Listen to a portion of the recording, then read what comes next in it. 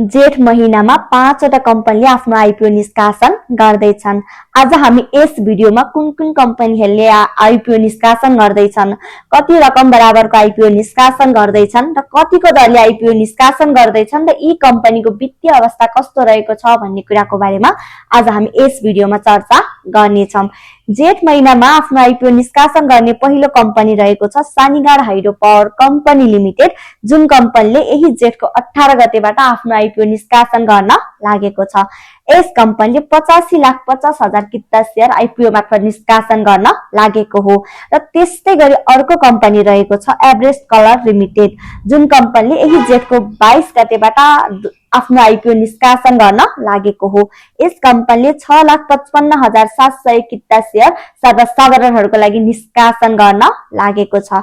र त्यस्तै गरी अर्को कम्पनी रहेको छ सर्वोत्तम पेन्ट्स कम्पनी, जुन कम्पनीले आजभन्दा केही समय अगाडि आफ्नो पहिलो चरणमा आयोजना प्रभावित स्थानीय बासिन्दा र वैदेशिक रोजगारीमा गएका लगानीकर्ताहरूको लागि आफ्नो आइपिओ निष्कासन गरिसकेको छ भने अब यस कम्पनीले दोस्रो चरणमा सर्वसाधारणहरूको लागि आफ्नो आइपिओ निष्कासन गर्न लागेको हो।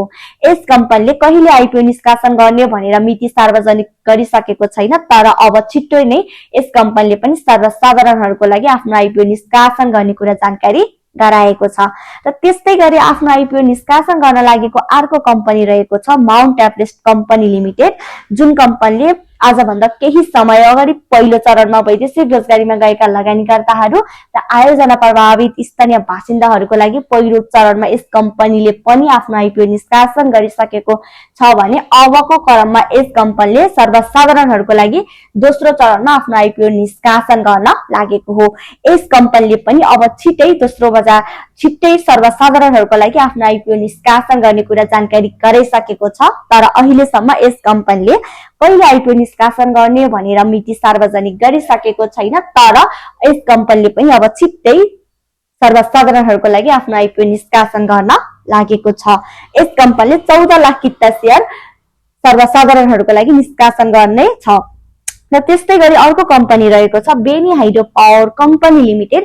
यो कम्पनीले पनि आजभन्दा केही समय अगाडि आयोजना प्रभावित स्थानीय बासिन्दा र वैदेशिक रोजगारीमा गएको लगानीकर्ताहरूको लागि आइपिओ निष्कासन गरिसकेको छ भने अबको क्रममा यस कम्पनीले सर्वसाधारणहरूको लागि आइपिओ निष्कासन गर्नको लागि आफ्नो सम्पूर्ण प्रक्रियाहरू पूरा गरिसकेको छ र यस कम्पनीले पनि अब छिट्टै सर्वसाधारणहरूको लागि आफ्नो आइपिओ निष्कासन गर्ने कुरा जानकारी गराएको छ।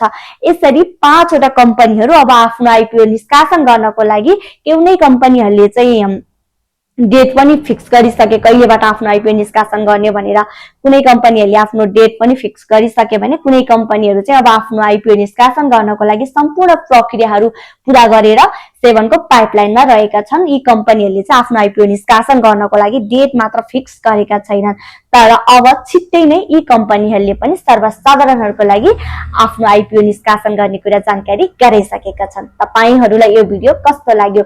शेयर सम्बन्धी अन्य यस्तै भिडियोहरू हेर्नको लागि यो युट्युब च्यानल सब्स्क्राइब गर्नुहोला। Thank you.